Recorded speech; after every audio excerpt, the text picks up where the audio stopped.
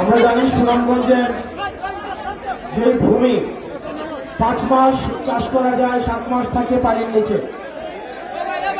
লড়াই এবং সংগ্রাম ভূমিকে ঘিরে, পানিকে ঘিরে, জালকে ঘিরে। আমাদের এখানে সবচেয়ে বড় যে সমস্যা সেটা হচ্ছে কর্মসংস্থানের অভাব। 5 মাস চাষ করে 12 মাস জীবন নির্বাহ করতে হয়।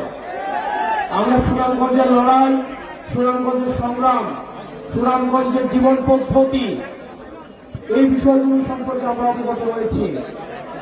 রাজা যায় রাজা আসে, সরকার যায় সরকার আসে, কিন্তু সুনামগঞ্জের যে জীবন পদ্ধতি, কর্মপদ্ধতি, মানুষের সুযোগ সুবিধা, সেগুলো আগের মতোই থেকে গিয়েছে। প্রিয় সুনামগঞ্জবাসী, আমরা আপনাদের কাছে আহ্বান জানাবো, আপনারা সুসংগঠিত হন। এই জুম্মার দিনে আমার আগে যারা বক্তব্য দিয়েছেন এবং আমার সংগ্রামী আহ্বায়ক এবং সাধারণ সম্পাদক কিছুক্ষণ পরে বক্তব্য দিবেন, সার্বিক বিষয়ে তারা কথা বলবেন। একটি বিষয়ে আমি শুধু আপনাদের দৃষ্টি আকর্ষণ করছি, সেটি হচ্ছে আপনারা স্থানীয় পর্যায়ে আপনারা সংগঠনকে সুসংগত করেন। আপনাদের এখানে অলিকা রয়েছে, সুমন ভাই রয়েছেন, তাদের হাতকে আপনারা শক্তিশালী করেন। আমরা শুনতে পাচ্ছি যারা এনসিপিতে যোগ দিতে চায় বা যারা এনসিপি করতে চায়, তাদেরকে স্থানীয়ভাবে ভয়ভীতি দেখানো হয়, তাদেরকে প্রশাসন অসহযোগিতা করে।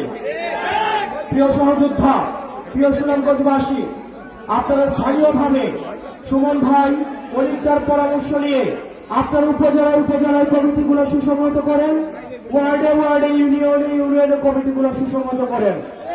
আমরা আপনাদেরকে কথা দিচ্ছি, আমরা সাংগঠনিকভাবে যদি সুদৃঢ় হই, আজকে যে 5টা প্রশাসন রয়েছে, আমরা এই 5টা প্রশাসনকে দেখতে পাচ্ছি, তারা তাদের নিরপেক্ষ ভূমিকা মাঝে মাঝে তাদের প্রশ্নবিদ্ধ হচ্ছে। তারা আবার আগের মতো করে, আমরা জানি প্রশাসনের মধ্যে একটা অংশ রয়েছে যারা চায় নিরপেক্ষ প্রশাসন গড়ে উঠুক, কিন্তু একটা প্রশাসন রয়েছে, একটা পক্ষ রয়েছে যারা হচ্ছে সুবিধাভোগী, যারা হচ্ছে টার্গাস, যারা হচ্ছে চাটার কল, যারা সব সময় প্রশাসনকে তারা হচ্ছে বিতর্কিত ভূমিকায় অবতীর্ণ করে।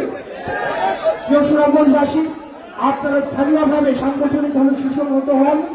আমরা বিশ্বাস করি এনসিপির মধ্য দিয়ে আপনাদের দীর্ঘদিনের যে লড়াই, আপনাদের দীর্ঘদিনের যে সংগ্রাম, সে লড়াই এবং সংগ্রামের চূড়ান্ত ফলাফল আমরা দেখতে পাবো। আপনারা সবাই ভালো থাকবেন, সুস্থ থাকবেন। আপনাদের সাথে আবার দেখা হবে, আবার লড়াইয়ে এবং বিজয়ে।